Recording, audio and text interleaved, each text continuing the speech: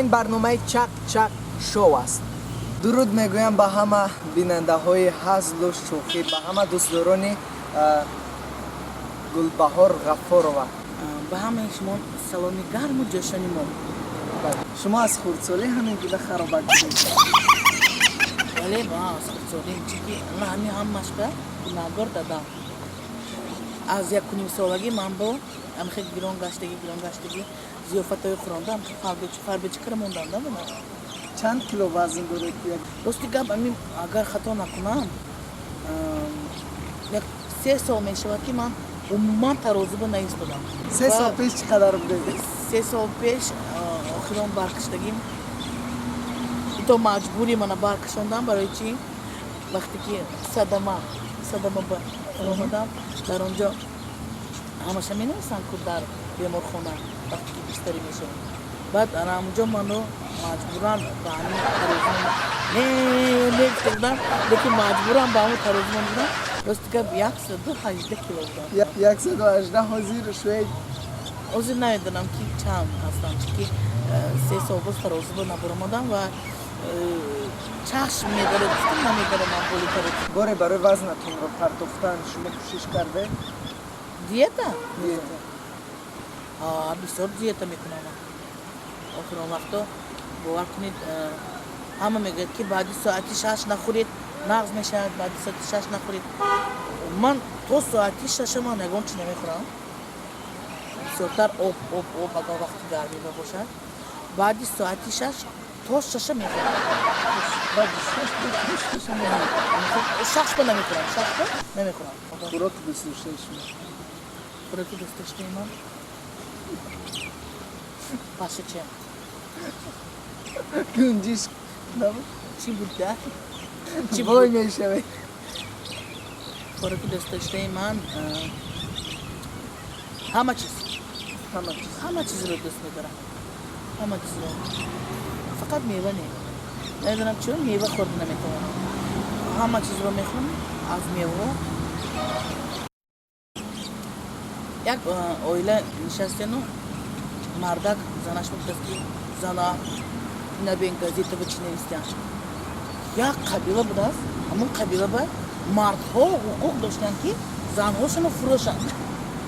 بعد زنها یا توبه همه خیلی قبیله بود است می مردک خدا نگذارد همه خیلی جاها. بعد فکر بود است که شاورش به مردک جان اگر ما همه خیلی قبیله با زندگی میکردیم خدا نگذارد و اگر با نوگو همه قبیله رو میفرمادیم شما منو نمیفروختید گفت پسر مرد گفت که نه زنم جان من تو رو نمیفروشم، من توی هم توفه میکنم. میگن گلبهار میان همسنفا زوری مکتب بود و او رو همه حرمت میکردن. این تو کجا حقیقت داره؟ نکی گفت ارزا من عموما اصلا خودسالی با دخترها دوگانگی با دخترها بازی کردن رو دوست نمیداشتم. اکثر جوره های من دوگانه های من پسرها بودن. با پسرها زنی میکردیم، جمع میکردیم. قریب یک هفته با اگر 6 روز ما مکتب میرفتگی باشیم 4 روزش من در همون کابینت جنگ چگونه در دل شما مهر حج و خانده جای گشت که یک بار صحنه آرا شده؟ توجه که من برای همین سند این استاد عبیدالله رجب بودن. صحنه همون زنی آهنین برآمد بودن در تلویزیون نمایش میدادن.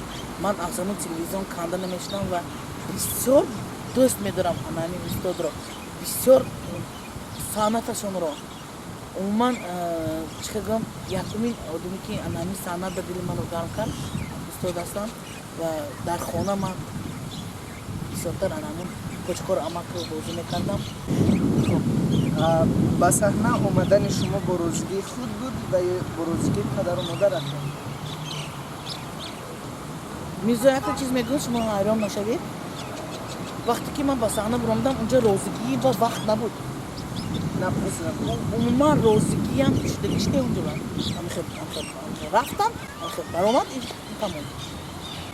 یکمین بار همون صحنه کلام من دیده که شما با پدر و مادرم گفتم که این همین قد کنش بوده سو بو خونه با جیم میگشتم گفتم وقتی که من کلان شدم گفتم که خیلی شک کردم یعنی بقدر babamlar az da این بار اومده شاید بین گفتگی اندیششون باوریشون آمدگی çünkü تو سینفی هشه من بینیها دخترچه شوخ بودم چخیلی که گفتم از شنو بند بعد سینفی هش 9 10 11 من همین قدر دختری با من نشدگی همین قدر مکتب ناز خوندگی اون من مکتب من جواب میدادگی بودم بعد سینفی هش تمام کند رود مکتب رود مکتب بله وقتی که مدرم مجبور کردم گفتن که نه این سینفی 11 میخواند با دیرکتور مکتب با همه همون راهبرای سینفامو جمع کرده گفتن که این به معنی میشه یا ناز میخونه ها گفتن وعده دادم یکی دعوت ایستادم وقتی که تو 11 خوندم همون وقت مکتب من جواب دادم گلاس میشد دوستانی شما در سخنرانی پوشید کی میدوزد زنده مخصوص دارید مادر جان من فقط میگن که تو پسرک باین تو بچه باین تو ماتریال نمیفهمی تو دخترش نمیفهمی کار نباشه میگن مادر جان عزیز من فقط غمخوری من هستم انامو سر لباسای منم بسیارتر امنو متوشه گرفته دوزونده گازمول کرده همه چیز کرده من با روی گفتم برای یکمی چه بری من مادری من بفکرم مادر خودت بله برای رقص و حرکت های بعضی از صنعتکاران نامی رو تقلید کردنتون از جانب مخلصان و یا خود همون صنعتکار زیر تهدید و تحقیر مانده یا هنرمندانی که ما تقلید میکنیم ما با واهمه‌اش نشان میدیم این چیز رو اگر هم خیلی کرده باشد ما منو میخوایم نشان میدیم واهمه‌اش که ابراز میدیم برای همین برای چی برای که بسیارتر شوختر شود خندآورتر شود برای همین و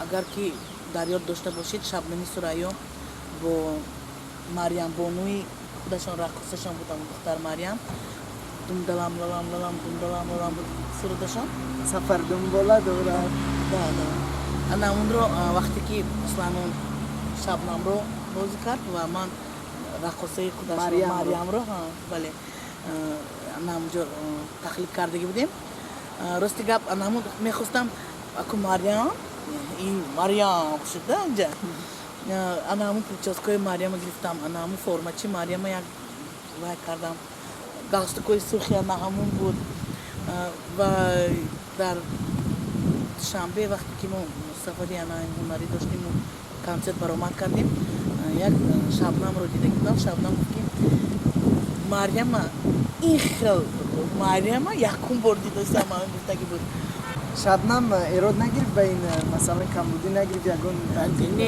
نه برعکس مخلام خدا مخل شد همین خنده کردم گفت همین قدر وای شدم گفت لیکن اکای سلایم گفت اوما گاب نیست و شما مریم وای کردید بسیار خوشحال شد بسیار خنده کرد مامجان یک دختر به نزدی فوبی میبینید میگه که من راست شما همین قدر واوتون نمیدم شما فولوی دیدکتون همش راست میبرمد است همین از روی بختم میدیدید من رو چی انتظار گفته پرسد فوبینم دهش رو کشیده گفته که شما بنیاد زنی خوشبخت میشوید شما 4 تا فرزنددار میشوید خانو دار قصر ماشین دار میشوید همین پولتون زندگیتون انوای بیزنساتون زور میشود گفته بعد وای خرسان شده زن میرود بعد از 20 سال باز به نزد انامو فوبین میبیاده میگه که من شناختی وای فوبین من همون 20 سال پیش نزدتون با هم دیگه بودم دیگه همه گپاتون راست برآمد خانه دار شدم 4 تا فرزند دار شدم ماشین دار شدم بیزنسم مغازینم زورمش اكو یه بار دیگه روی بختم ببینید چی من کای شو میکنم